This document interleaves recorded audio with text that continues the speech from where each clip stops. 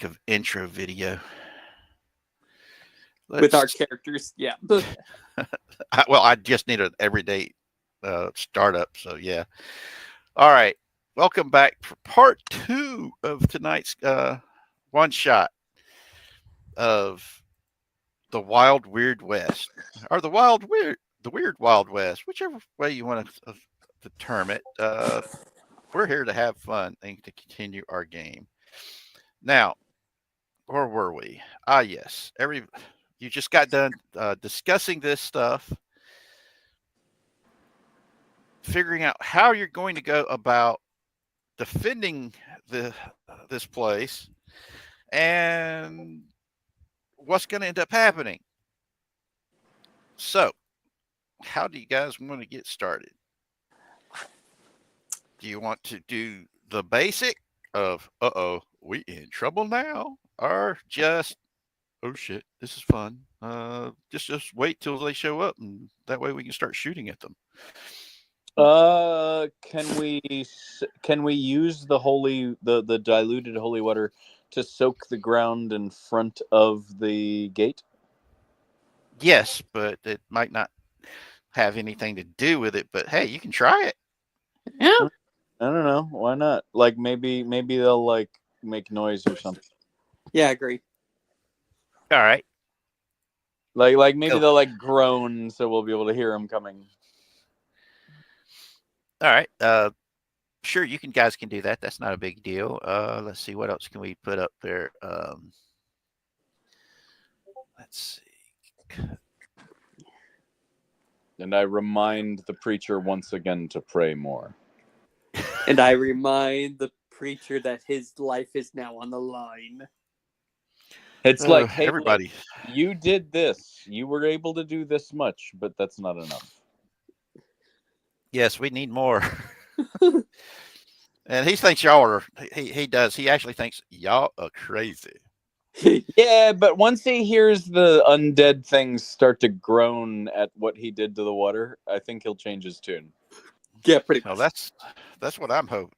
Yeah, that's what I think we're all going to have to hope for. Well, maybe we can make more than one roll of some sort. Maybe we can do like a perception check on his part and then a persuasion check on our part. Yeah, that might work. Let's see, where did it go? There it is. But yes, the holy water, you can spill it out if you want to. That's no biggie. You can pour some. Are you pouring it on the outside? Or are you pouring it in the padlock? Or the paddock? I want to say both. I mean, we've got a water tower over this. Yeah, pretty much. All right. Let me do something right. Like leaving like 30-foot radius around the entrance plus in the padlock. All right. The soldiers are pretty quickly, taking buckets of water and splashing it out as far as it'll go from the gate. They're not really wanting to go too far into the darkness, even though there is electric lights here. The use of steam to build up the electrical lights is one of those things that it's a luxury that they don't normally do 24/7. It's just what they do whenever somebody's out out at night to be a beacon for whichever stagecoach is supposed to be coming through can see it, because they've got the lights on top of that tower. The one tower they got, there's a light up there, and yes, they refer to it as a lighthouse. Oh, poor guy. Yeah, that's what they refer to it as a lighthouse. This is our lighthouse. Yeah, it's out in the middle of BFE. The closest water is a creek. Got to watch for those creek pirates. Yeah, especially those ones that'll come in the middle of the night. Right. But like I said, got like 7 masts. But Mr. Alexander, he's very. He was very protective of this place because, well, he's got his big fat butt sitting in it, and he does not want anything happen to his big fat butt. So, boy. Not into that. so he is more than willing to, at the moment, run the electric lights along the walls, putting light out to see if there's anything coming close. Oh, he's going to have a friendly reminder that it's not just the lights on the line here. Yeah. He's gone into the building. He's up on the top floor in his private little area. That's where he's at right now. While the people that work at the station, they're kind of used to his particularities, but they like working for him because, well, he does pay well, and they've got a really nice life here, and they're more than willing to fight to defend it. Rabbit tops this fuel tower. Now, up on top, and it's giving you a nice little view of the area around you. It's a very flat area. You can make a perception roll. Oh, you want perception? Okay, give me 1 second. Anything over 7 is all I need to know. 13. 15. All right. You can tell at least the palisades that was made out of wood came from all the trees that used to be in the area. And you can see where they have stacked up trees, trimmed them down and got them ready to where if there was a lumber mill nearby, they could turn that all into lumber, because they cleared out a huge swath of trees to be able to have a good killing field view around the station. Ooh, I got an idea. Like I said, Alexander, he stated he was an architect and an engineer. When he built this place, he made sure it was going to be safe. And as y'all said, it is his little castle out in the middle of nowhere, and he made it to be safe. It's, from what y'all have seen of it, this place could have been a military fort. That's how well built it is. And with what Cash knows about it, using the little divining stone, where what's been supernaturally enhanced, the main building has been enhanced for defense using the magics and holy stuff as well. You also notice there's no big rocks around that can be used to provide cover for attackers. But you Wait. notice. Yeah, are those how much space would be lost by moving the entire fighting force back into the magical keep? Yeah, that's the question. Well, you'd be only able to shoot at what's on inside the palisade walls. Yeah. Now, as it is, you got the palisade walls does have ramparts to where you can have somebody patrolling it, and there's notches to where you can brace with rifles and shoot and still have some cover. Like I said, the foundation of the palisades is protected by rock, which, like I said, you noticed there was no rock outcroppings out there that an attacker could use as cover, because, well, they broke those suckers up. You mean like out there in the field outside of the walls? Exactly. So basically, it's a killing field. Yes. Yeah. Okay. I see. I misunderstood you to mean inside of the walls. No. Outside the walls. Outside the walls, they are sitting ducks. I thought he meant inside the walls. They would actually have more cover inside the walls than they would outside the walls, because okay. So I misunderstood you to mean that between the palisades and the keep was no cover. Oh, well, on the inside of the palisades of the station, you have on one side is the station house, the big house. On the other side is the stables. And then along one side of the palisades is the big corral where the horses can move around. And there's a courtyard right in front of the paddock that's big enough to where they can hitch up the stagecoach and make it do U-turns and go in circles and stuff like that to test out to make sure everything's good. But it's not a place that has a ton of cover naturally either. No, it's as flat as he built on a flat location, as flat as he could get it. All right. It is at a little higher elevation than everything around it. Now, do we already have soldiers in formations? Like, do we have people along the palisades aiming? Yes. The soldiers, after they did the whole water thing for you, they went back up on the they took the places back up on the walls, and the people who work at the station are now back to where they're supposed to be, one in the tower, i.e. the lighthouse, and those that are patrolling the upstairs balcony of the station.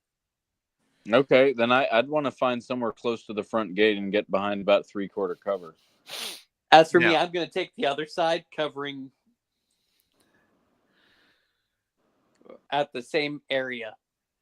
Yeah, right. so basically, you're both looking out on either side of the main gate. Yeah, like standing behind 3/4 cover, looking out. Yeah. All right. Are you on ground level, or are you up on the gangplanks in rampart area? Because if you're on the ground, you're behind almost total cover, because the gate is about 7 feet tall. Yeah, I'm staying behind the big heavy one. Yeah, I was thinking down by the ground where we would have the mobility down. Like we just have more dimensions. We get like a full 2 dimensions of movement. We only have like a little over 1 dimension of movement up on a palisade. Yeah, exactly. Because you do, like I said, you've got the ramparts that go around the inside of the paddock. Yeah, but we got guns up there. Yeah, exactly. Now, would he break it out and put it on the palisades, or would he keep it in the tower? Is the question. Is he really scared, or is he secure in himself? Roll me a d20, Cash, and tell me what it comes up. 10. Okay, he's pretty confident. So you do notice on the top of the tower for the station itself, you see a Gatling gun. A full-fledged Gatling gun being set up by the station personnel. My character taps on the wood. Because they're setting it up, they're just being safe. You've got them. They've got the lights that they're using for doing some spotlights out in the killing fields, looking to see if there's anything out there. Is anybody manning that Gatling gun? Yes, after the guys get it set up, 2 dudes are up there. Oh. One of the stable boys, who you can tell he's basically the reloader, and one of the shotgun messenger is manning it. Oh, good for them. My character taps on the wood again. Okay. And one of the soldiers looks down at you and says, "What is it, man? What's wrong?" She motions, "Get away from the door." Why? What the hell? She points up to the Gatling gun and goes, "Go, go, go." She runs. As soon as they see the Gatling gun, they're like, "Oh, okay, never mind. That's pretty cool." Only going to be worried about that thing going off if something gets in here with us. Yeah, okay. And then that the soldier that commented, calls out, "Yo, Captain, they set up their Gatling gun. Why didn't they set it up on the wall?" Oh. But then you hear the shotgun messenger yells down and says, "Mr. Alexander's pretty sure they can't get in here. So this is just backup." Oh, okay. That's cool. I can handle that. But they're talking and bullshitting. Can we did the soldiers that are setting that up look the same as the other soldiers? No, the station people set up the Gatling gun on top of the station. Yeah, do they look the same as everybody else? Like, what's going? Like, I mean, is there anything to be suspicious about? Am I going to get shot in the back with a Gatling gun? No, it's like I said. This is one of the stable boys is helping the shotgun messenger that brought you guys in on the stagecoach. He's All right. up there, and the driver of the stagecoach looks like he's on his way up there to man it. So yeah, you guys are okay. All right. It's not anything untoward going on. It's just that My character's just being precautious. Alexander is pretty Careful. much he's Careful, sure very careful.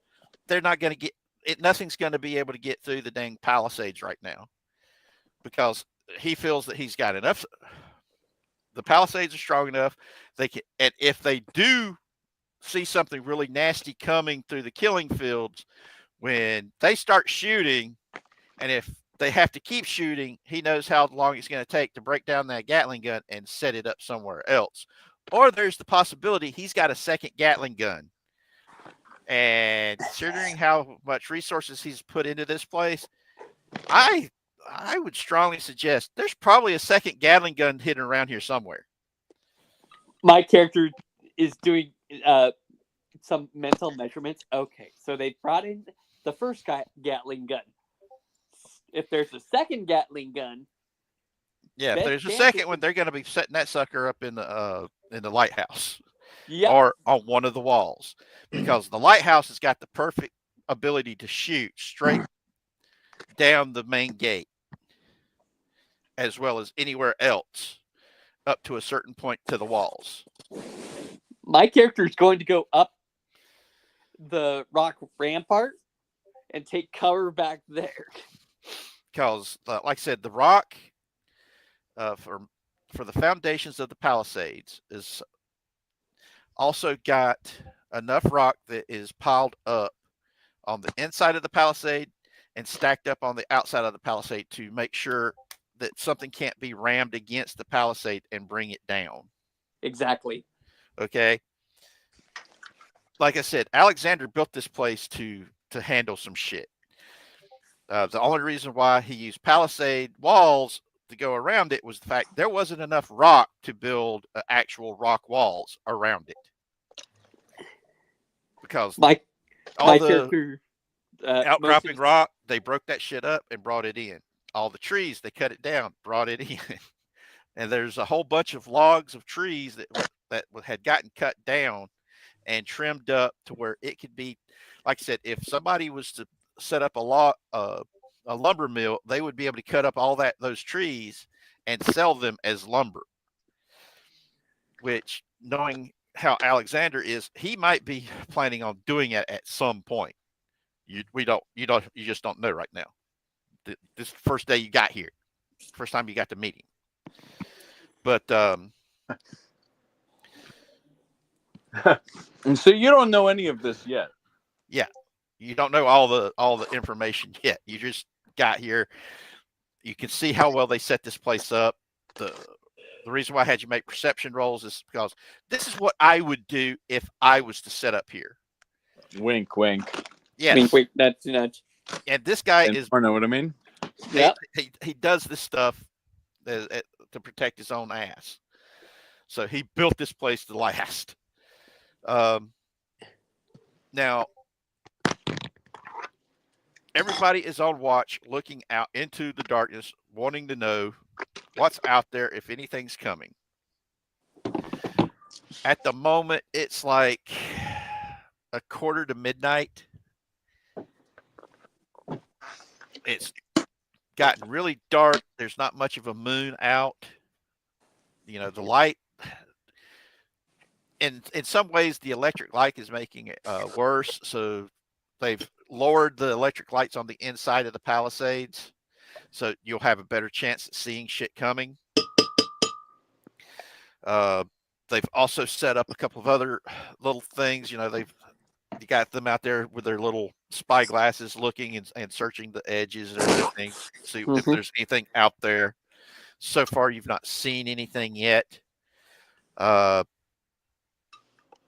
Every once in a while, you see Doc Irish and one of the housekeepers is going from person to person on the wall.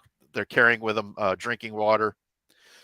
So everybody can make sure that they got plenty of water and they're hydrated. Asking if they need anything. For the soldiers, they've been asking if they're hungry.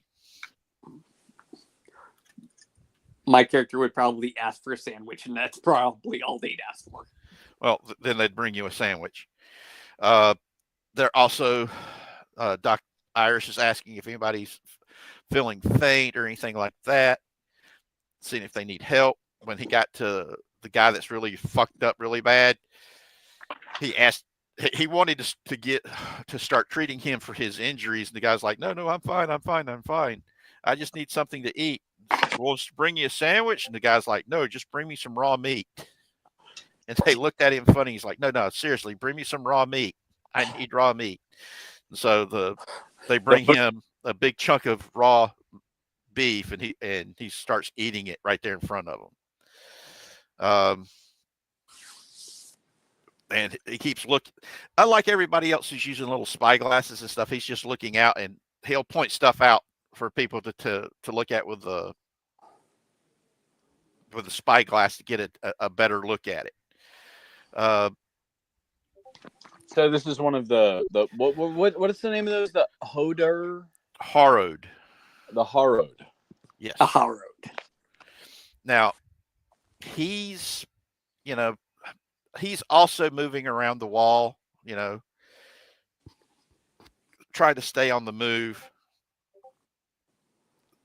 checking, using his own enhanced senses to do checks, as is the lieutenant colonel. One of the soldiers, one of the enlisted soldiers, stops by, asks if you guys need any ammo. Asks if you want a stick of dynamite. Yes. All right. Here's a stick of dynamite. You got something to light it with? It is offering a cigarette or a cigar. My character would accept a cigar. All right. Gives you a cigar. There's also cigarellos, those little tiny ones. Yes. Bitterweed. Yeah. Okay, here you go.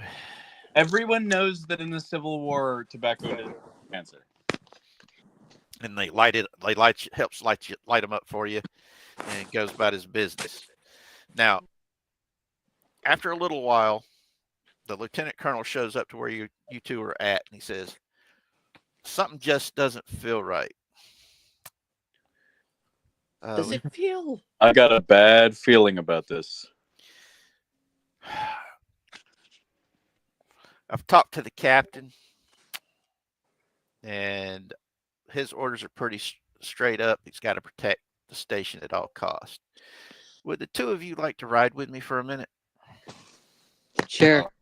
All right, then. He looks at the Harrowed, and he tells the Harrowed to stick with the captain and make sure nothing happens to him. And he's like, are you sure you want me to be the one to stick back here? And he's like, yeah, I want you to stick here. Keep an eye out. Make sure everybody's okay. Grabs the horses. They come up, hands each of you a horse. Says, all right, let's roll. Y'all go out near the edge where the lights are reaching. And he leans over, looks at the two of you. All right. This isn't going to be fun. Make sure you keep at all times knowing where the hell the station is. So if anything goes wrong, get there as fast as you can. No matter what. All right. Can we see it along the way? Yeah, the lights of the station are still on, so you can see it in the dark. Is there any cloud cover that we can see the light? like under the cloud? A little, not much. Okay, But like I like said, if we got seriously lost, we'd be able to see it in the clouds. yes. Yeah. Now the moon isn't full. It's barely there.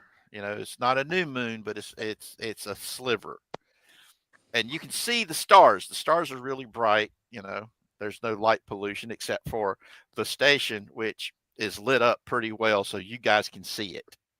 So it'll be hard for you not to see it, but he's reminding you guys to keep in mind exactly where it's at. So if anything goes wrong, he wants you to head straight back and let them know whatever it is that y'all have encountered, because he doesn't want nothing to happen to y'all. But he does, and to him, you're his backup to get the alarm back to the station. He asked the two of you to come for that very reason, that if something happens, at least one of you will make it back.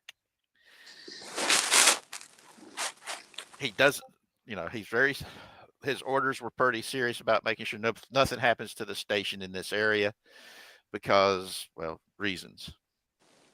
As Very reassuring that he's hiring the newbies. Yeah, exactly. All right. Now, as you leave the edge of where the spotlights can reach, I need you guys to make a perception check and tell me what you got. 1 sec.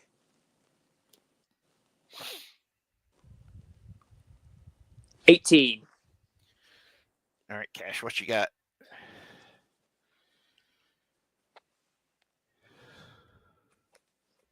Oh, Mike's out. Oh, 15. Sorry. All right. Everything seems pretty clear. You don't trip over. The horses ain't tripped over nothing. No snakes have popped up to bite you in the butt. So yeah, you're doing pretty good. But you do start to feel a little like something's watching you, and you get that little tingly feeling in the back of your head. You know, with the little short hairs at the back of your head start to feel that thing going on. Yeah, that you're getting that right now. Kind of like why he was feeling a little antsy. As you ride further, you know, he stops. He's looking around, leans back.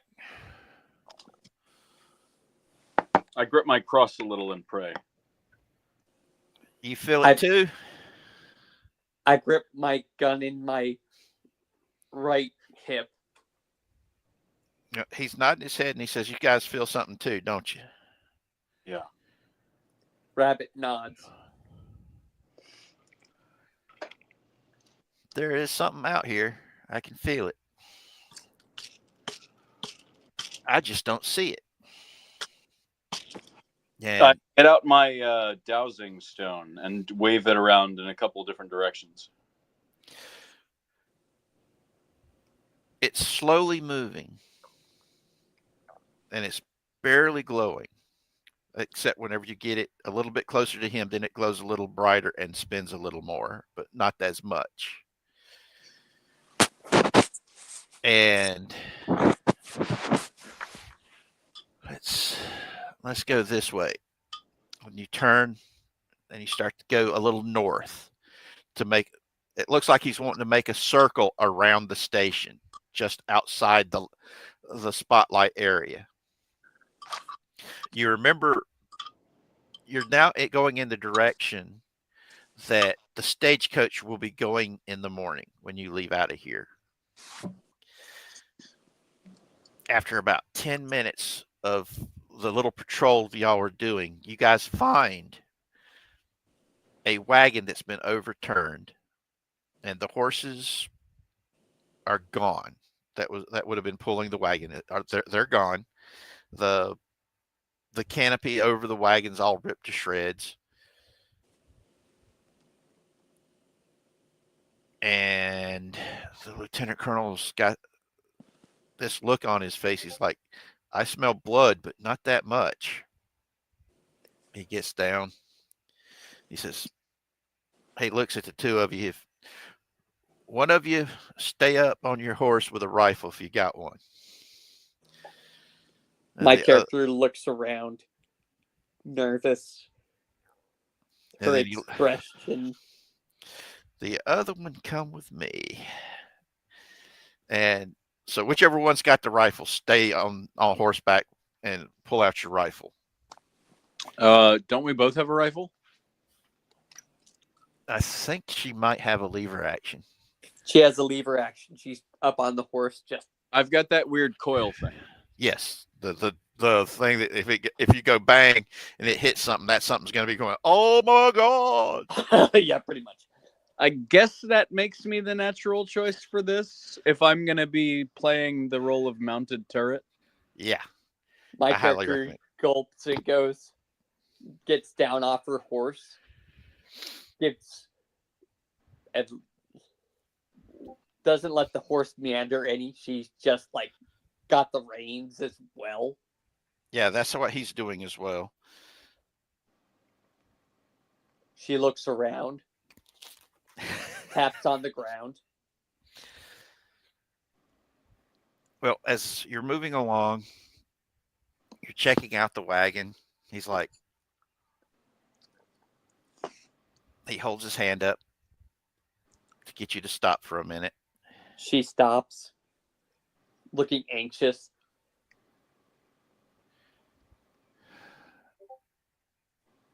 Then he steps into what's left of the wagon. He's looking around, sniffs the air for a minute, and then goes, oh shit. And he motions you to come over. She moves quickly. He points to this big steamer trunk. He goes, I'm going to get this, but when I get it down, I want you to be the one to open it. She nods. He picks the thing up like it was nothing, takes it and sets it down in front of you. And he looks at you and says, open it slowly. She moves forward. And then he holds up two fingers and points down to it, indicating there's two in there.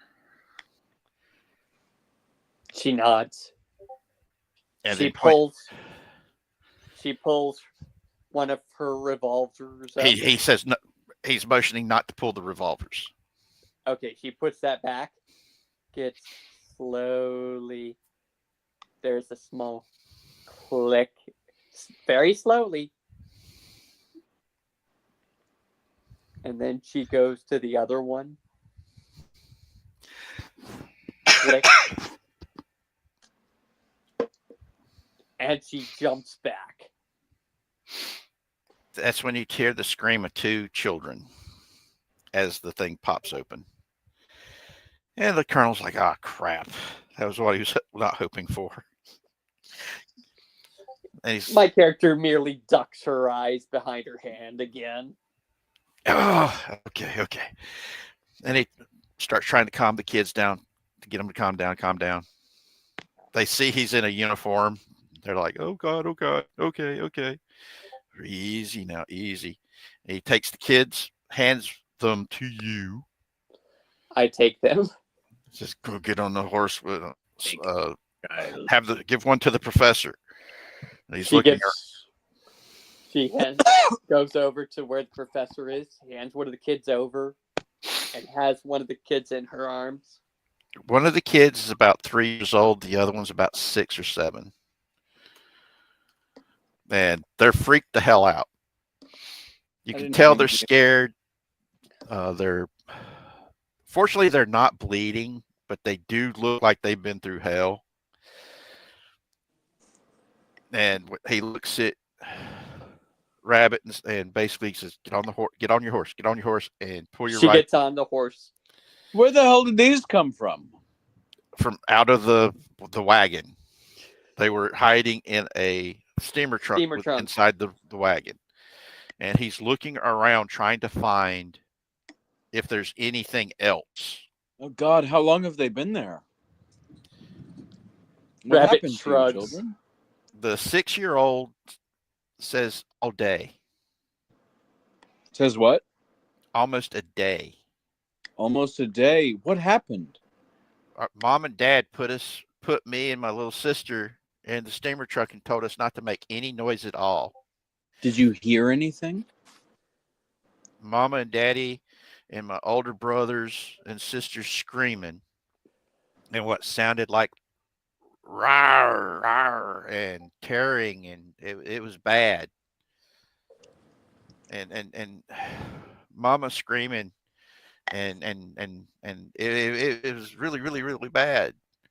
And we just don't know what was going on. So I just held Sissy and we just prayed and stayed quiet until everything went quiet after the wagon got turned over and we were under the wagon and just all everything was going all kind of just don't know what was going on and it was really, really, really bad. Oh, sweetheart, it's all right. It's all right. It's all right. Rabbit takes a look around the area. Make a perception 18. roll. 18. You see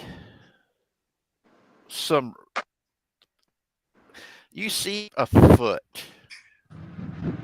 not a boot, a foot. There's not that much blood though. That's the weird thing. And a few minutes later, the lieutenant colonel comes back, gets on his horse, and he's got this grim look on his face, and he shakes his head and says, "Come on, we're heading back to the station." Was there as much blood at the scene as there should have been? No. Okay. My character makes a get along little doggy motion. So as y'all are heading back to the station, the colonel's asking the older kid questions, not harsh or anything. He's just asking where they were going. Was there anything what is it they saw that made the mother put them in the steamer trunk? If they saw it or if they saw anything. And the older of the two said that their father and mom was worried about that there was a group of Indians that they had passed earlier, and that they had been told when they had passed by the station to be on the lookout for bandits, that there was a group of bandits in the area and they needed to be careful because they had stopped at the station and bought water because they were running low on water. So they bought water from Mr. Alexander at the Alexander station. Then they traded off some of their livestock to the station.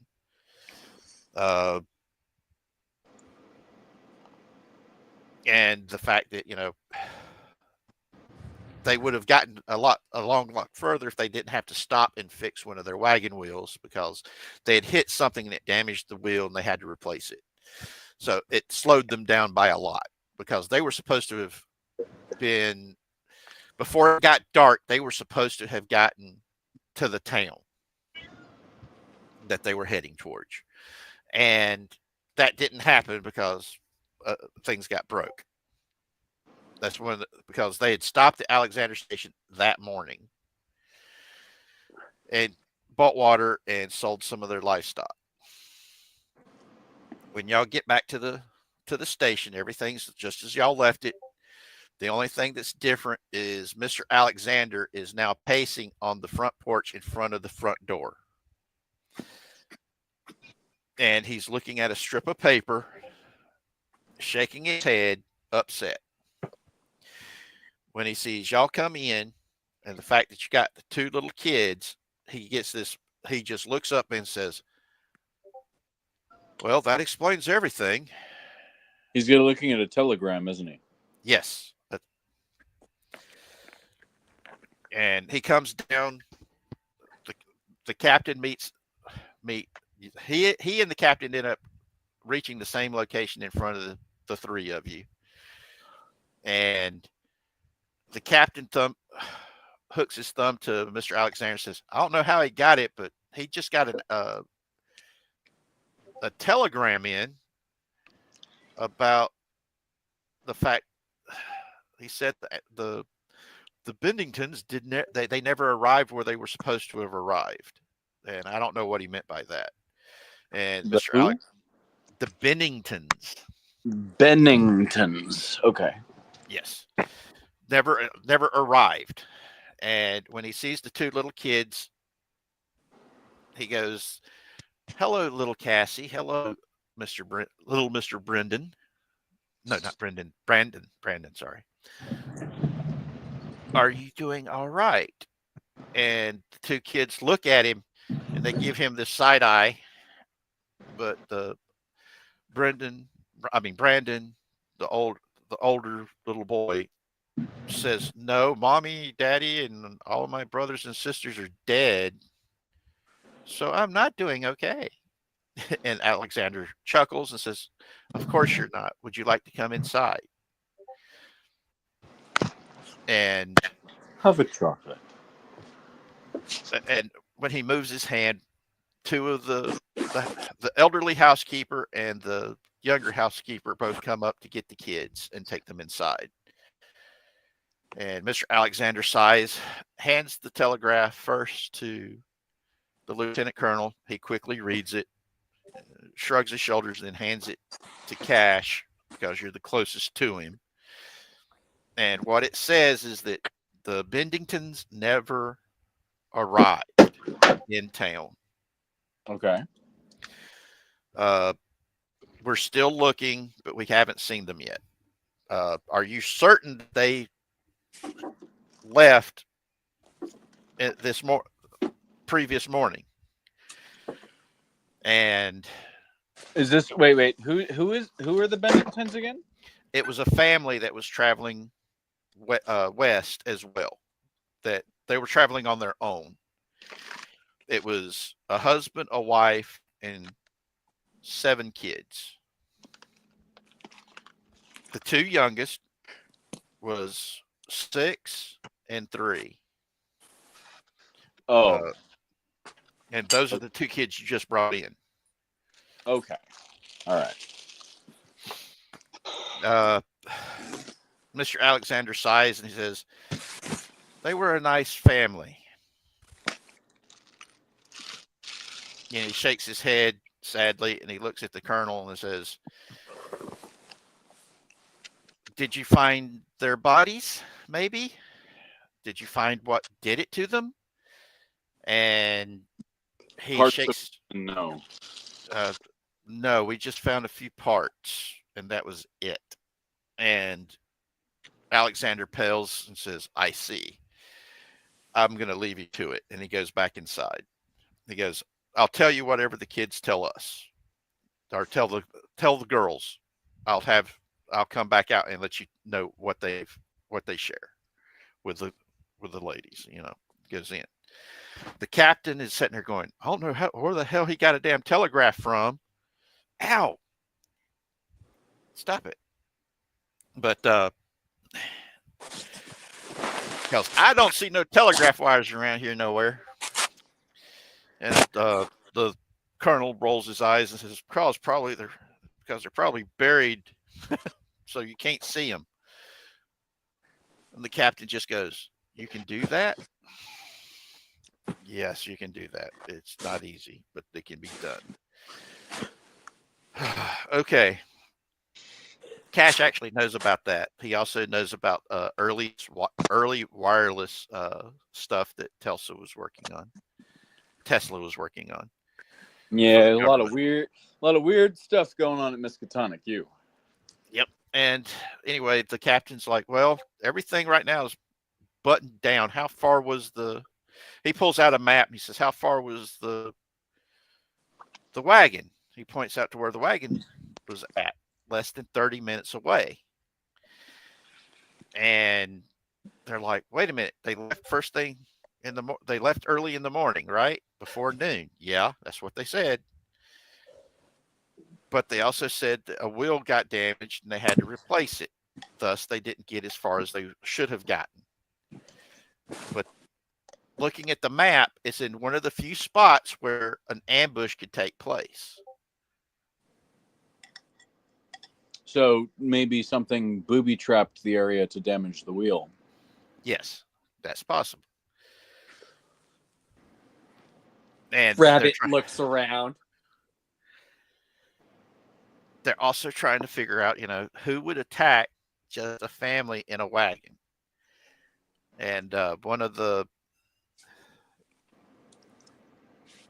people that works there, one of the stable guys, who's also the blacksmith, comes up and says, "Well, I don't know. I don't even know why somebody would have attacked those bandits. I mean, most people in this area, if they saw those bandits as heavily armed as they would have left them alone and stayed away from them. I mean, that's one of the reasons why there's supposed to be a whole bunch of soldier boys like you here trying to find them. So we don't have that type of a problem up here." And the captain is sitting there going, "Yeah, I know. We're being overworked and underpaid." And the colonel says, "We don't get paid. We don't do this for the pay. We do this because it's the right thing to do." And of course, the captain rolls his eyes at that as the colonel's getting off his horse and is heading to the house. And he stops on the steps and he looks back and says, "I feel that there's something out there." And one of the Black Master Sergeant goes, "No shit, Sherlock. There's got to be something out there. We can feel something's out there." And the two of them look at each other for a moment, and then they both nod and says, "Yeah, and it feels like shit." And the sergeant laughs and goes back up to man the wall and asks the colonel, "Can you bring me a cup of coffee in a few minutes?" And the colonel sighs and says, "You and your coffee addiction, but I'll bring you a cup of coffee. It's no problem." And goes inside. The captain looks up at the two of you and says, "What all did you see out there? Was the animal still there too, or were they gone?" Rabbit taps the ground, making a picture skew of what she saw. And the animals were all gone. There was no animals. It was just the wagon and the two kids being hit inside the steamer trunk under the wagon. That was all that was there, and that one body with the foot laying there where you could see it. Exactly. Now, one of the things that you that also noticed with that really kick-ass perception that you gave, there wasn't that much blood. She makes a drawing of mess and puts an X over it. No mess? All right, that makes sense. Okay, that's similar to what we saw. Even though those guys' bodies were ripped to pieces, there was nowhere near the amount of blood that should have been there. Even where they had taken their entrails and spread the entrails all over the place, there was almost no blood. This is frustrating and confusing. The captain says. Talmadge goes, "I don't know what to do." And the colonel's inside. Rabbit makes a frustrated gesture. She puts her gun near her head. She's like rubbing it. Only thing I can think of is the same thing that attacked. Wait a minute. And he starts trying to figure out about what time it was that they got attacked. Did the kids say what time they got attacked? And Rabbit gestures. Actually, they did. They said it was in the afternoon. It was before it was getting dark. And the captain gets this really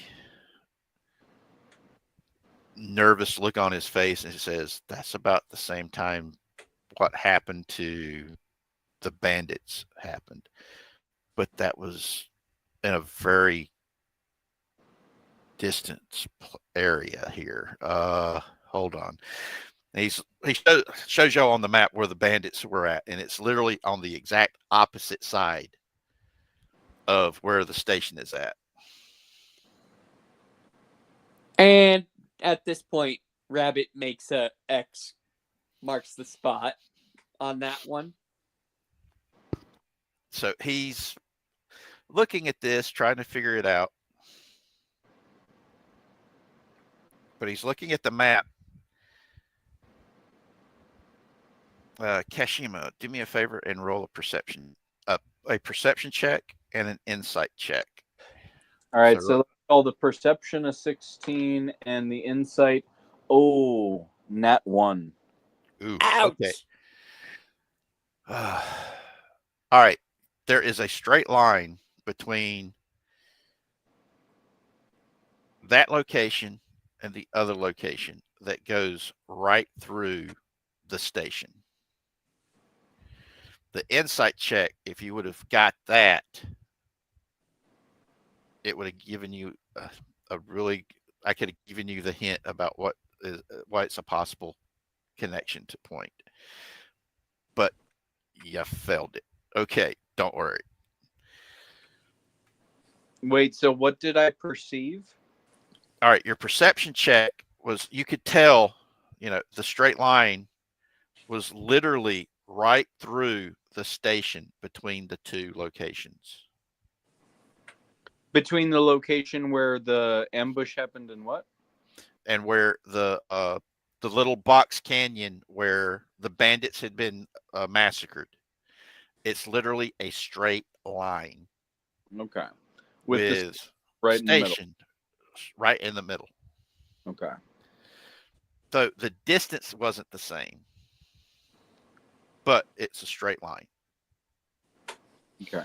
Because riding on horseback from the station to where the bandits were killed is about a 2 to 3 hour ride. Is it like perfectly centered? Or are we talking like the 2 points of like 2 out of 10 points of a pentagram? 2 out of 10. Okay. The station is closer to where the ambush is than it is to where the bandits were, because it was like just over 30-minute ride from the ambush site and back to the station. All right. But it's 3 hour ride to where the bandits got massacred. Yeah. So it's like there is a straight line in between those points, but yeah. And it went straight through. Huh. Player knowledge, ley lines. Yeah. Gotcha. All right. Because if you had made that insight check, and I would. Well, I mean, you would have saw it's a possibility of a ley line, and then you could have went back to the books, since the resource books that you carry with you that has maps in it with the ley lines of this region, and you would have seen this is a ley line location. Well, the character's allowed to have intuition. Like I mean, as a player, I can have some intuition too, right? Huh? Yes, that's why I'm telling you as a player. That way, later you can try again and make another intuition check. That it's just nagging at the back of your head. My character is just frustrated. She's just like rubbing the gun against her head again. Because this is player knowledge right now and not character knowledge. But well, I mean, like I mean, like players can figure things out too, right? Yeah, exactly. Like, I mean, I feel like I genuinely had the intuition that what you were talking about was like something like maybe a massive pentagram or some sort of symbol or some kind of lines. Yes. If you look up ley lines, it's pretty interesting how ley lines work. You've got major ley lines, minor ley lines, temporary ley lines. It's all about spiritual and mystical power coming into alignment. It's one of the theories that Nikolai Tesla was working on, is natural means of transmitting power without wires and lines and things. Yeah, that was yeah. Things.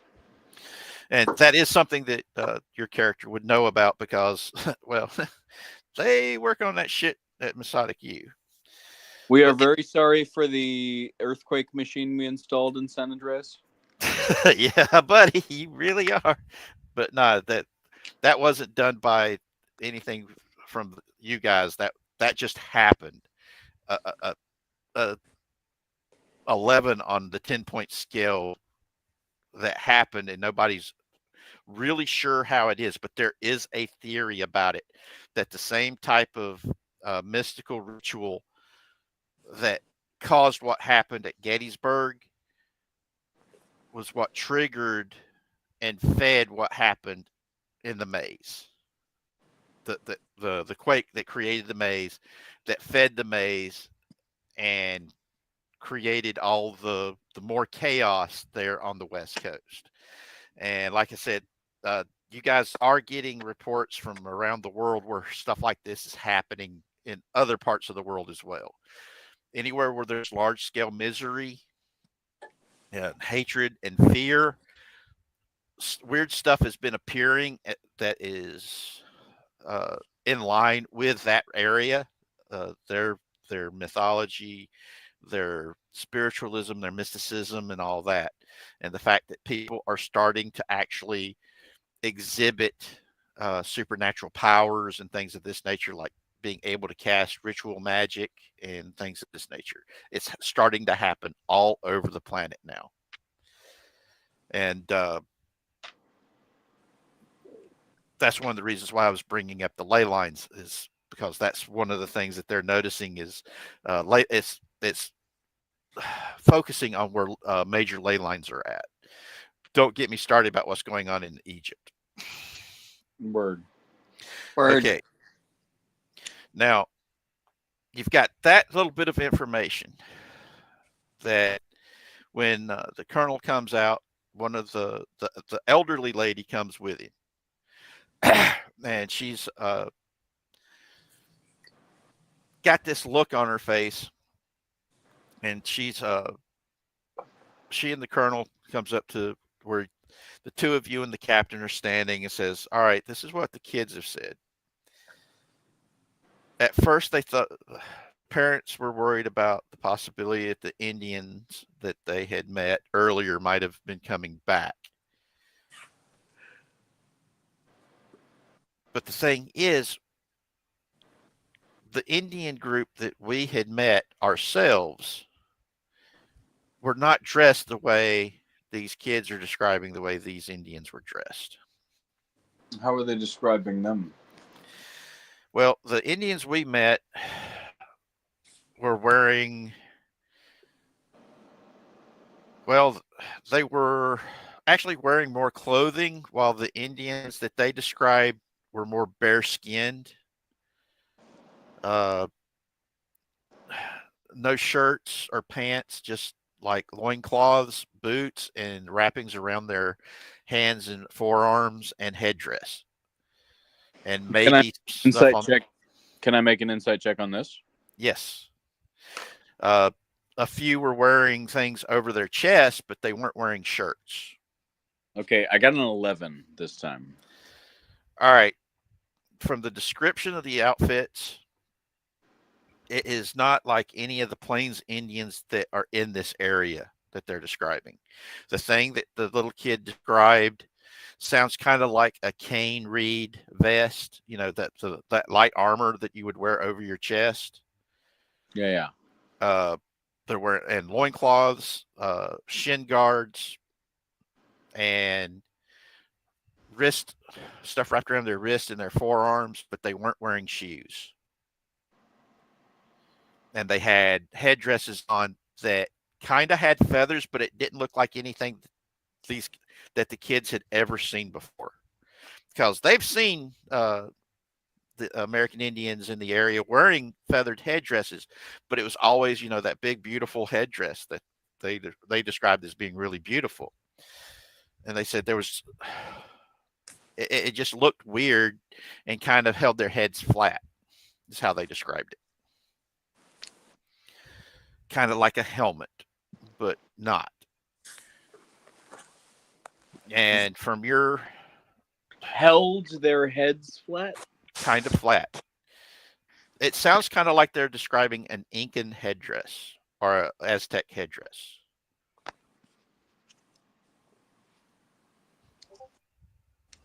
$17. I'm Yeah, Aztec headdresses. Aztec. Yep, thought so. Okay. I looked at Incan. That looks like a lot of feathers. Mm-hmm. Aztec headdress. My character begins drawing an outline in the sand again.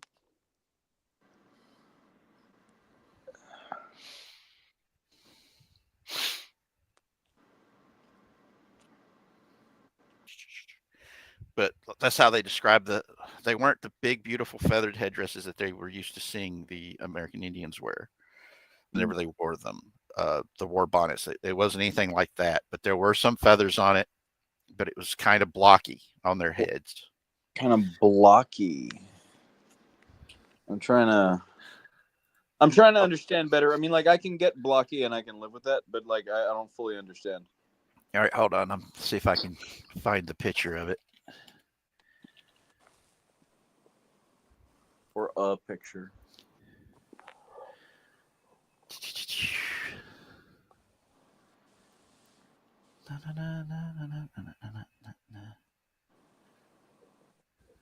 Come on, go to the images. Thank you. But they said it was nothing like what they were used to seeing, that it flared out an entirely different way and was kind of flat and swoofy. All right, let's see if I can make this big and share it with you guys.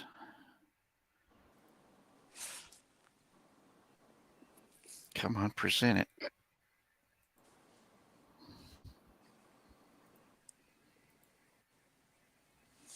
Can you see it now? Yes. Oh yeah. That's definitely very feathery, but I see what you mean. Like, it's got that little block in the top. Yeah, and it's flat. It wasn't like the way that the ones that was flowing. It was just like that. Oh, okay. Yeah, I gotcha. Like, you're like the sun. Yes, that was the. Like I said, they said it wasn't like anything that they were used that anything like they had seen before, and the way that they were dressed was very different. Their mom and dad got worried and stuck them in the steamer trunk because they had been laying in the wagon tired anyway. So plus the fact their little legs couldn't keep up with them walking. They couldn't have kept up with the wagon walking alongside it like the older kids could. And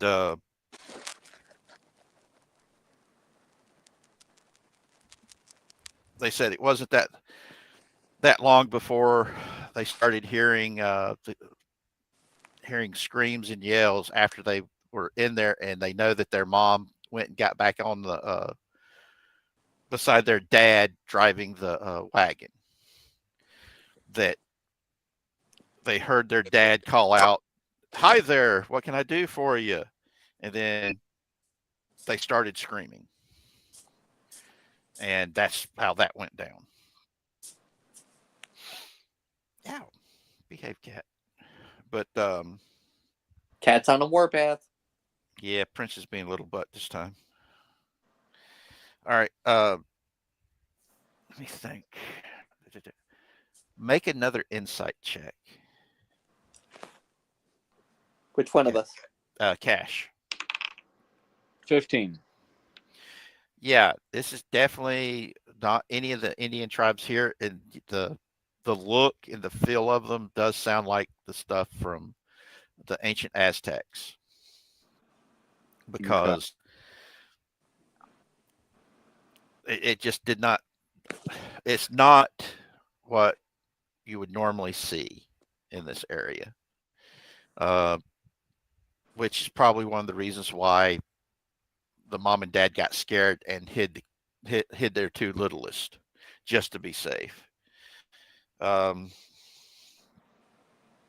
the colonel looks at the captain and says, I'm going to go back out. And now the spell is 2 souls short. Yeah, that's more than likely. If they knew that there was two of them there, the two kids were there. Yeah. All right, I'm going to go take a look around it by myself this time. I'll be back. About 2 hours later, she's putting it past 3 in the morning. He comes back.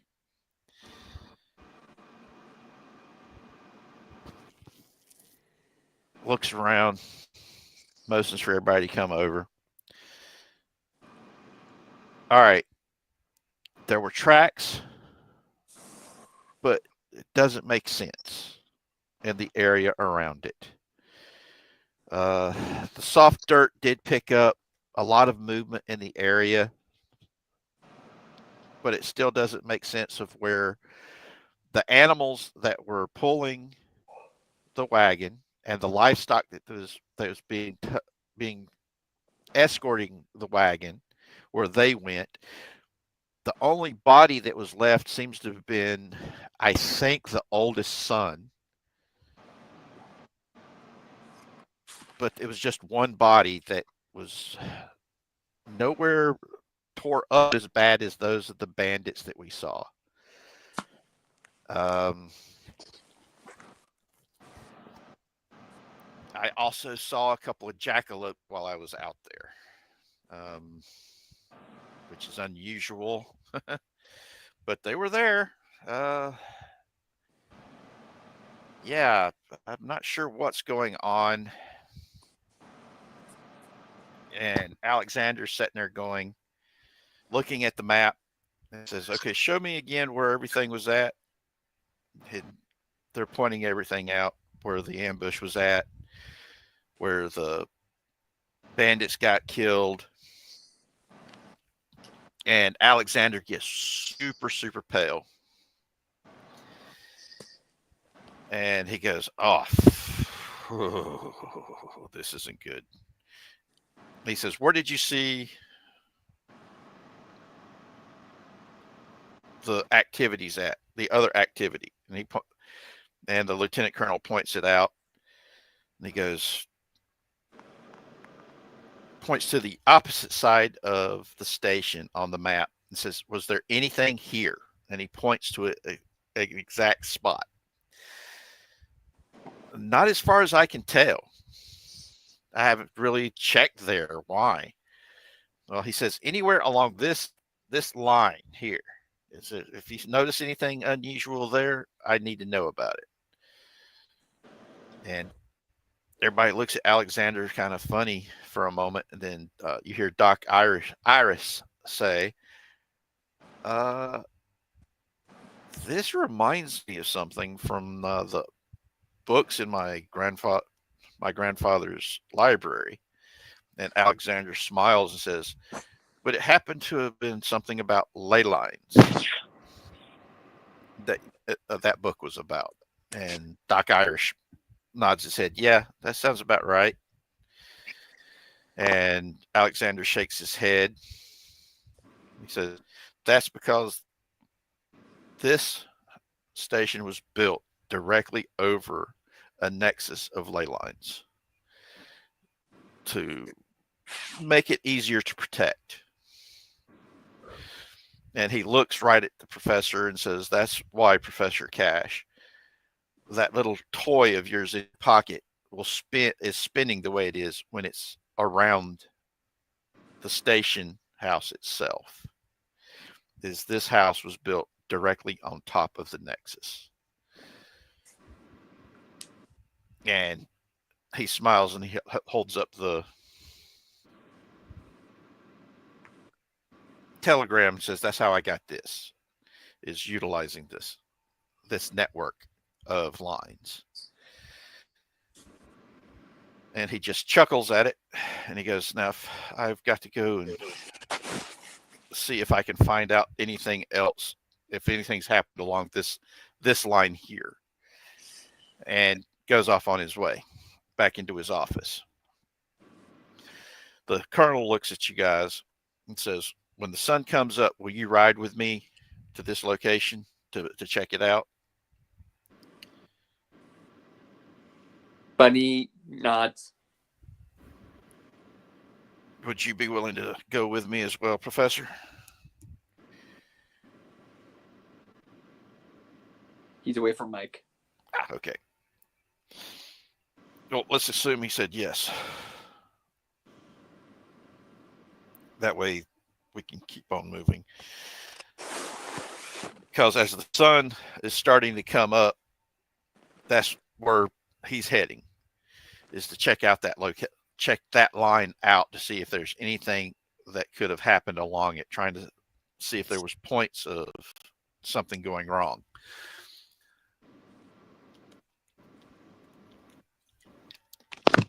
And when you ride out, welcome back. When you get there, you're riding out that way. You get about an hour to 2 hours out when you come across what looks like a burned out cabin that was a small little farm that was set up outside in the little small outside garden and all this other stuff. And you spread out, and because a couple of the other soldiers went with y'all, and you're checking it all out. He's got the professor with the stone doing the test, and it's spinning like crazy right now inside the burnt out cabin. Okay. Welcome back. Now, I need everybody to do a perception check. 17. All right. What you got, Cash? Moment. A 15. Man, that die really likes 15 for some reason. Oh, jeez. All right. My It's dice good all over the because place. that anything. I mean, it ain't bad. It ain't bad. Yeah, everything. All you needed was a 14, guys, on the perception check. Because you can tell that this cabin had a basement or a root cellar or something underneath, and the fire might have took out might have gutted out the log cabin, but there is something under the floors. You're able to pull out the stuff, and under the floors there's a couple of crates. Guys pull those out, open them up, and there's a cross, a nice big. You recognize some of the stuff in here is some of the stuff that you carry as an actual issue gear for somebody that is monster hunting. Okay. You also is in there. You find in one of these big crates. You also find a Union uniform, a battered badge of a U.S. Marshal, and you also notice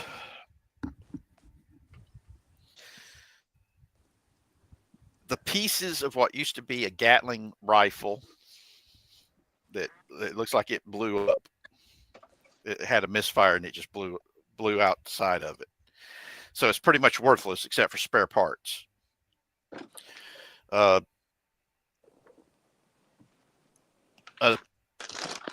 5 years out of date copy of the guidebooks and handbooks that detail all the stuff, all the crazy shit that's out there out in the wild. The Big Book of Bad Juju. That's what you You're looking at the oldest, an old 5-year-old edition of it.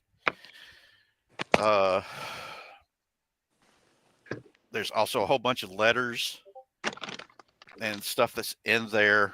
You're flipping through some of those letters. Like You Q, can tell that W. the letters are pretty much just like acknowledgments of reports that were received.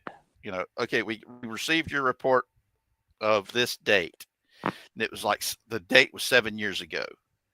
Then the next one was 6 years ago, and so on. The last letter like that was 5 years ago. The earliest one that you found was 10. So whoever this person was doing kind of like what you're doing for 5 years until just 5 years ago. You're looking when you look around in the you So, also like, found basically my direct predecessor almost. kind of, yes, somebody who's like you who came out west. And we just missed each other. Pretty much. The last letter that was dated 5 years ago said that that they were going to miss having him around, but understands the reasoning why he's retiring because, well, he lost his right arm and right eye when his Gatling rifle went boom. That he was lucky to be alive. So this was his retirement plan, was to find a nice place and build a place and live on it and be left alone. But blew up or burned? Yeah, he got fucked up pretty bad. The cabin was burnt. The inside of it got burned out. You start looking around to see if you find the body, because that's one of the things that you were originally looking for was to find if there was a body anywhere around. And you actually do find the body of a one-armed, one-eyed dude. The side of his head's like really messed up, really, really bad. Now, what you know about Harrowed is if the brain has been damaged, the demon can't take it over and use it, because it just is too hard for them to fix the brain, is what the theory is. They just can't fix the human brain. Thus, it can't be reanimated.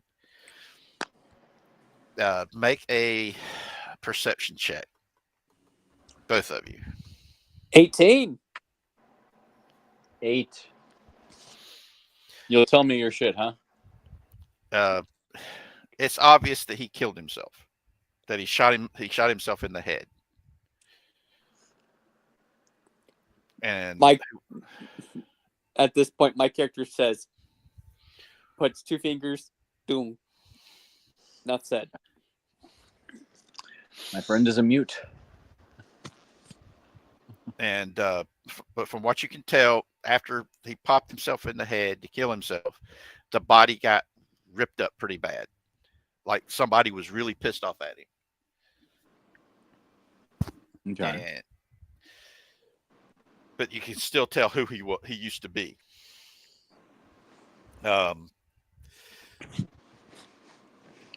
you also can tell from what was left inside the cabin, he was not living alone. But he's the only one that you can find. As y'all are looking around, the colonel is drawing a map on a piece of paper of the location and pointing out where everything's at. Then folds it up, puts it back in his little book, and puts it into his breast pocket inside of his jacket. You keep moving around, keep checking and looking for tracks. And you guys find some really weird tracks. Human footprints. No more human footprints, but what looks like a big kitty cat footprint. You also, in find a tuft of green feathers in one of the outlying buildings that wasn't burnt down. It looks like it got ripped off of something that went through the window to get into that building. And the building is half above ground and half underground. And when you're checking it out, you do the little detect magic stone. Nothing happens, but you do smell blood. And whenever you get some light in there to get a little bit better of a look, there is blood in there, which is different from the other places that you've looked into. That there wasn't blood at the other places, but there is some blood here. Make a perception roll while y'all are in that building. 14. All right. 12.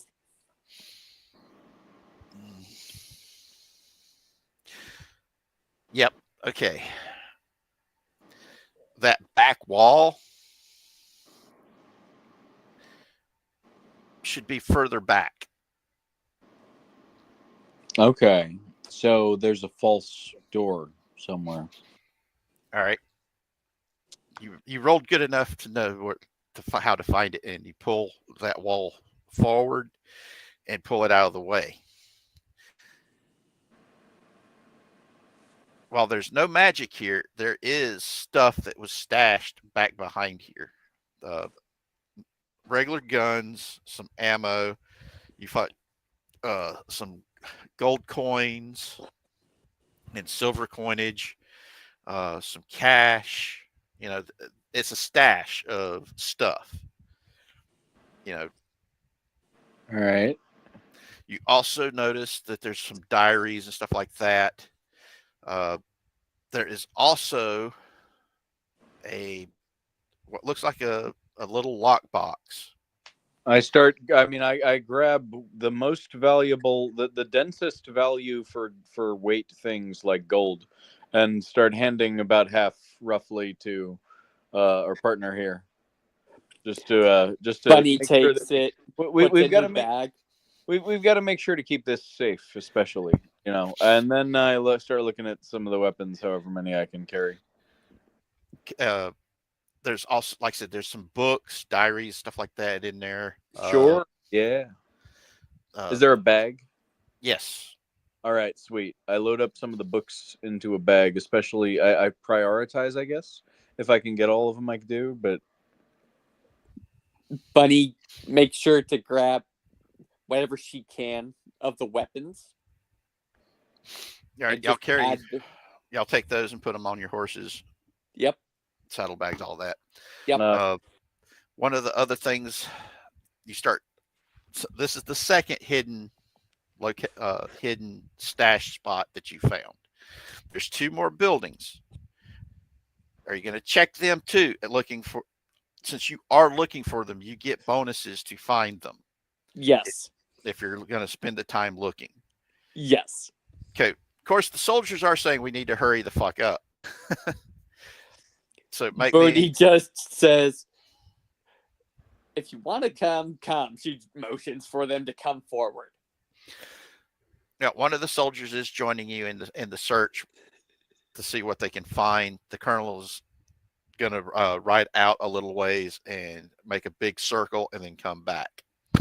While you're doing that,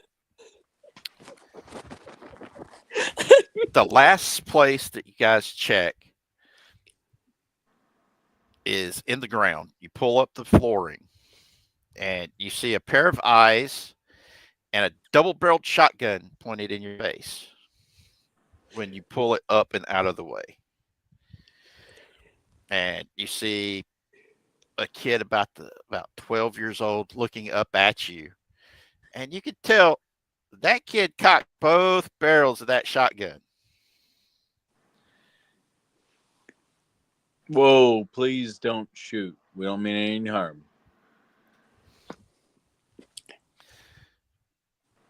The kid is Make a persuasion check.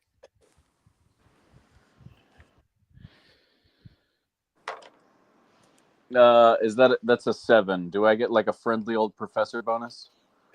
I got a 14. All right. You guys pulled that off because you needed at least a 10 to keep the kid from pulling the trigger. Woo! Woo! I got lucky on that roll. Woo! And the kid is My looking at you. 4-hour life flashed before my eyes. The kid uncocks the double-barrel shotgun, sees the soldier that was there with you guys, looks at you guys. Who are you? That's all the kid asks. Who are you? My name's Professor Cash. My character makes a slight bow, but shows the rabbit symbol on the bottom of her gun.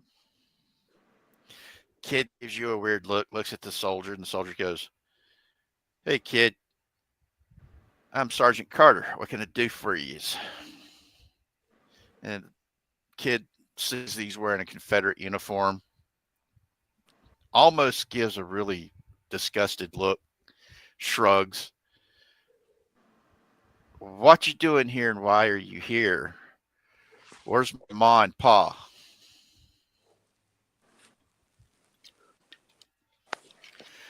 Because they told me to wait here for them.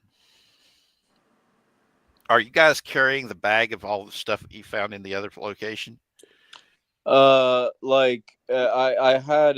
thought I grabbed a shoulder bag with like at least one maybe important book and like a gun or something. All right. And I put everything else on the saddlebags. Yeah, well, I mean, and I grabbed some other stuff that I put on a saddlebag as well. You know, like whatever kind of. But yeah, like I've got some things on me. It just looks at you kind of funny. What you got ma and pa's stuff for? He comes out. He's looking around. He's got this look on his face. He's like, I'm guessing ma and pa's dead, huh? Yeah. That's what I thought. Damn it. And then he takes off running back for the cabin. Goes, sees where you guys had opened it up. And where's pa's stuff at that was in here? And he points down to where you guys found the Gatling rifle, the blown up Gatling rifle and all the stuff that was in it. And he's looking at you accusingly about where's his dad's shit.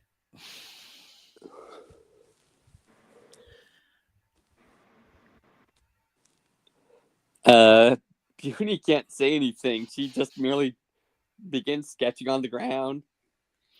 You can't talk like at all? Oh, she can talk. She just doesn't want to reveal her voice. Yeah, I figured, but like at some point. She will reveal it, but you're going to have to get her to trust funny. you. It's going to have to be hilarious, I'm sure. Yeah, yes. Well, the kid says, look, when we get out of here, I need my pa's stuff. Because the people that did this got to be stopped. They're not good people. I don't even think they're real people. And he gets this look on he's like, I need one of the books. And he starts digging around. He's like, damn, they even burned my stuff. Dang it. But he ends up finding a piece of paper that is still writable, and he draws one of the symbols. And he says they had that on their right here, and he's hitting the center of his chest on this thing they were wearing on their chest. And Pa had me hide. Ma and Pa had me hide. Well, Ma did. Pa wasn't here when they first arrived. And Ma had me go hide. And then everything kind of went crazy. It was around lunchtime yesterday. And one of the soldiers is talking to him about it. the colonel comes back, sees the kid, sees the two of you, motions for y'all to come to him. He says, I found a buckboard and a pair of horses. And he hooks his thumb, and you can see them slowly following along the route he took. And he goes, there's supplies still on the buckboard. The lockbox with money is still on the buckboard. So whoever did this wasn't after money or supplies.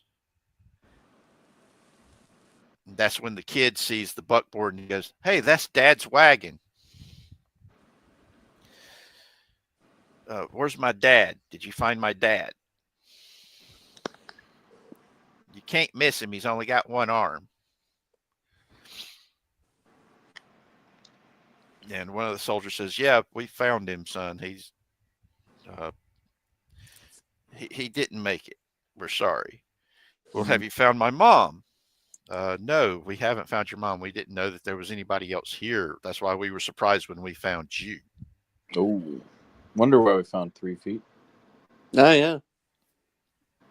Well, the lieutenant colonel says, well, son, go ahead and get this buckboard ready to go. We're going to take you to Alexander Station. And the son goes, I'm not allowed to go to Alexander Station. My dad said I'm not allowed to go. And the colonel looks down from his horse at him and says, your father's not here anymore. You're the man of the house. The best place for you to go is Alexander Station. That where you can get some help, and we can then get you from there to the town. And the kid gets this look on his face, and then the colonel says, and if you're going to do what I think you're going to do and what you want to do, you're going to need help to do it. And the best place you can find it at is Alexander Station. And the kid looks up at him.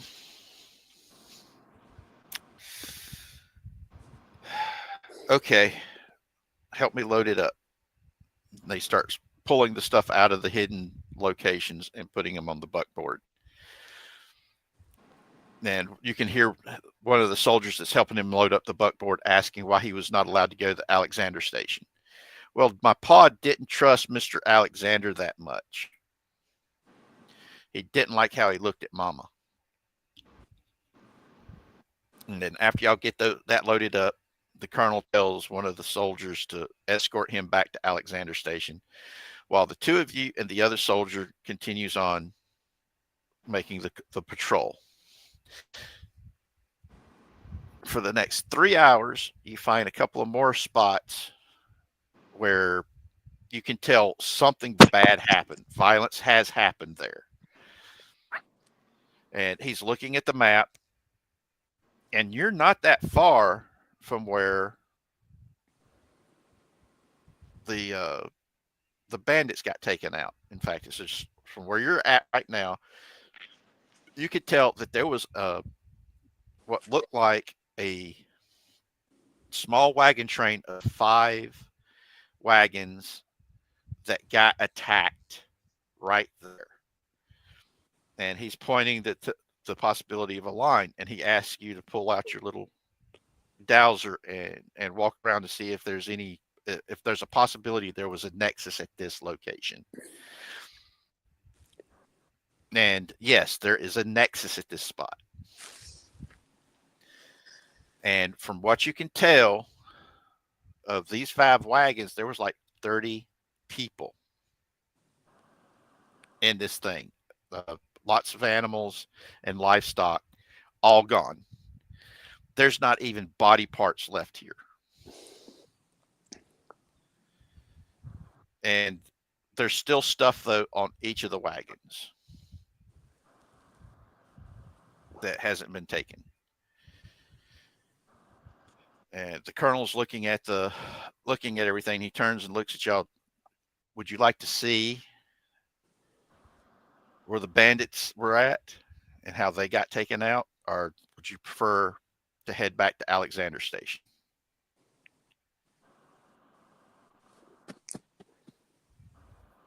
I would like to take a look at that area myself.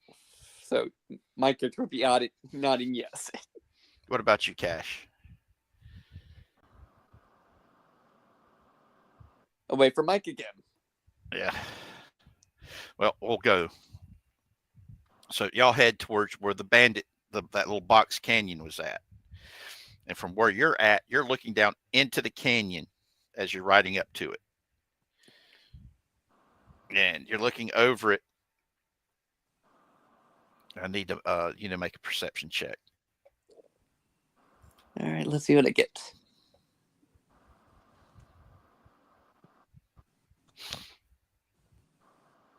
$13. All right. The shadows look like they're that feeling you get, the shadows are moving. Yep. Yeah, when you're looking down into it, that's the feelings and perceptions you're getting. As you move down and into the box canyon, the other soldier that's still riding with you guys is fidgeting a little bit, and he's like feeling unease. The colonel's also got a little bit of unease, saying that he feels like we're being watched. My character grips their gun on their right side again. Now, when you get to the bottom, you can see where it is bad as what they described. It is nasty.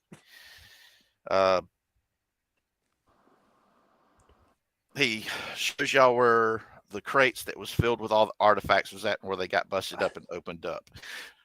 But you also notice that there were lock boxes and stuff of this nature that, while they were busted open, revealing cash and some gold coins and stuff like that, that was untouched. That wasn't messed with.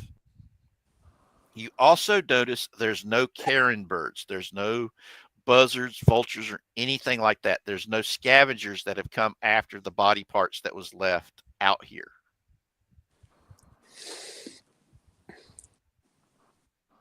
And you've got that eerie quiet in this area. There's no bird calls, no nothing. It is silent here. The only sounds that you really are getting is the wind going through the box canyon. And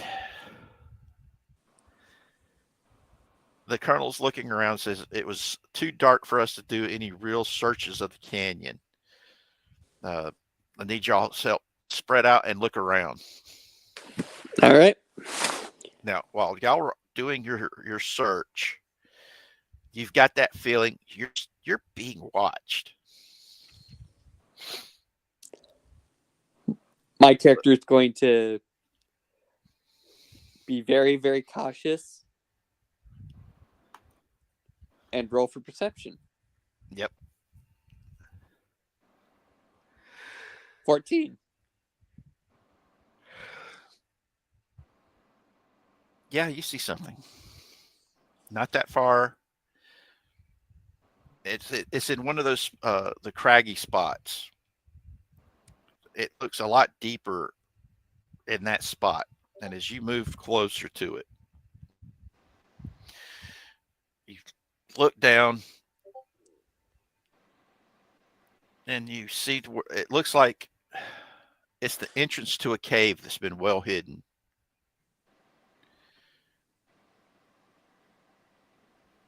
Are you going to go look into it?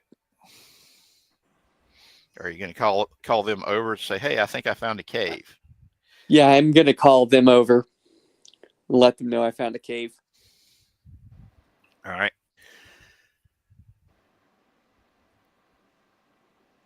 The colonel lights up a torch and rolls it in first to make sure there's nothing in there that can go boom. And then he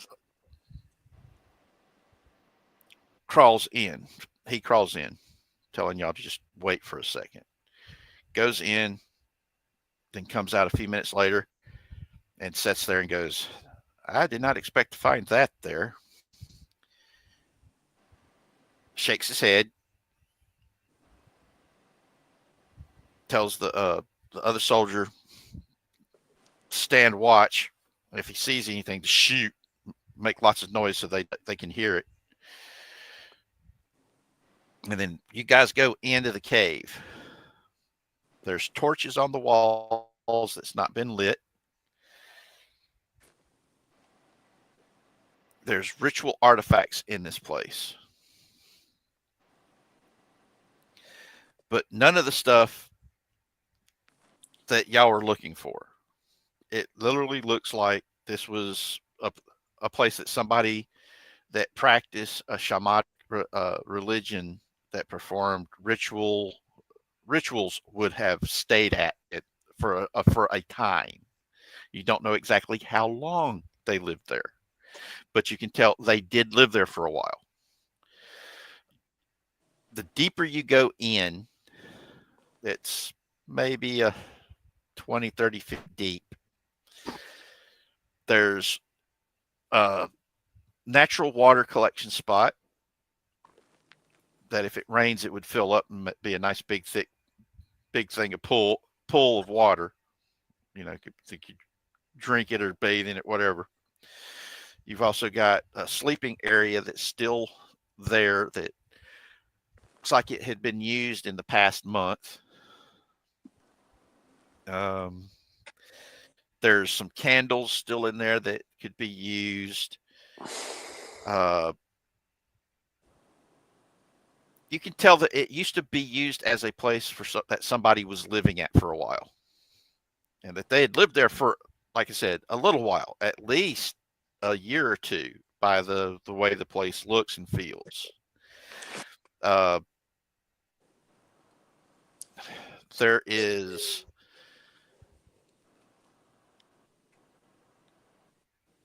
but there's nothing left of the person who lived there, like personal items that you couldn't replace easily. Everything that was left behind could be easily replaced.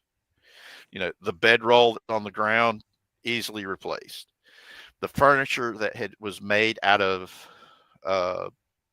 locally gotten pieces of wood and things of this nature that can be easily replaced, that was left. Whoever was living here was very nomadic in their existence. The cave, there are some cave paintings on the walls. The professor would recognize them as very ritualistic symbology that is from one of the local Indian tribe faiths. Nothing negative. It's mostly positive. Kind of like words of protection that was all over the walls. Make me a perception check or a search check.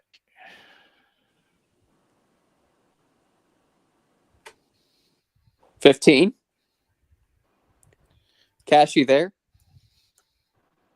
I don't know, because I really could have used that him also making the check. That way I can combine the two. Yeah, true. You know, get some synergy going. Roll Well, me it's another almost one. bedtime for me. I got like 13 minutes before I have to hit the sack. All right, go ahead and roll me another perception check so we can use that for caches. 18. All right. You find under the bedroll and the bed thing where they've dug out a spot in the wall to where they could hide things. And within there are some letters, actual letters that are, you can tell they're correspondence. Of course, you're only getting the replies that they got from what they sent out. And these letters go back to before the Battle of Gettysburg and all the shit that happened at Gettysburg. Discussing, are we sure we should be doing, to answer your question, are you sure that we should be doing this? And my answer is yes, though I'm not sure we should be going about it in this way. We've got to do something before they completely take over everything and they completely wipe us out. And completely wipe away our way of life. And they've already perverted the lands enough. The more they build those lines for the iron horses to carve up our lands, it's the more damage it's doing to to nature and the environment, and we have to stop it. And I have lived in both worlds, both our world and the white man's world. Yes, the white men have these grand things that they have brought to us, but it's also come at such a great cost, and we have to stop it before it spreads everywhere around the world. So we taking drastic measures like this, I'm sad to say we need to do. I know you disagree, and unlike the others, if you do not wish to participate in the rituals, I'm more than happy to that you if you were just to leave and not, and I would accept your word that you wouldn't tell anybody what we're doing. But the others, I doubt that they would be as kind. Uh, and in that last letter, he's basically saying, run hard, run fast, and don't let them find you. That's that last letter that you've been reading over. Oh, cool. So whoever was living here had something to do with that ritual. Yep. Now, you also find a few other letters that you can tell they're not to whoever that letter you just got finished had been originally written to. This is something from somebody entirely different, and the writing is very fancy and very upper crust. Since you did come from a wealthy family, you kind of recognize it because, well, it is on like stationery type paper, the really expensive shit. Yep. Basically saying that the that he knows that his patrons can protect you if you do decide to come to us for sanctuary and protection. The locations that we can provide you to live are warded against the darkness finding you. I highly recommend go to one of our agents and they will bring you to a safe place to where you can stay. One of the closest locations is, if you don't trust Alexander Station, go to Muskegee. There, we have several people in Muskegee who will help you. I've already sent you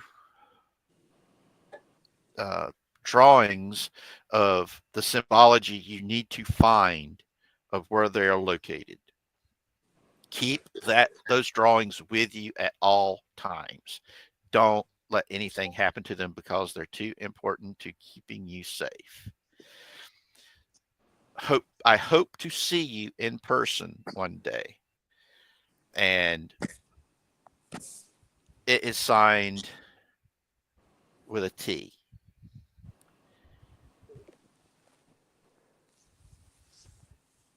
All right. Now, that's probably a good spot for us to stop since everybody seems to be about to fall asleep. Yeah, pretty much. All right. Let me leave a message in the private chat for Cash. Yeah. Let him know what I did.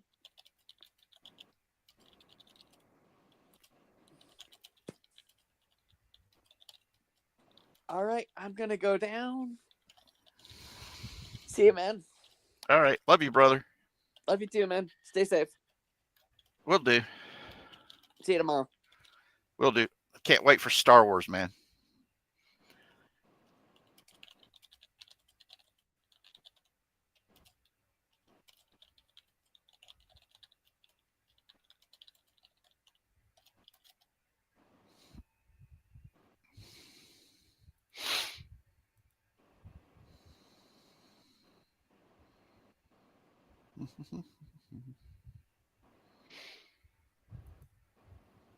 Well, good night, everybody. I hope you enjoyed today's little show. Sorry we didn't actually get to make it to the combat because everybody fell asleep. But hope to see you guys soon. Love you all, and we will be playing Star Wars tomorrow. Goodbye now.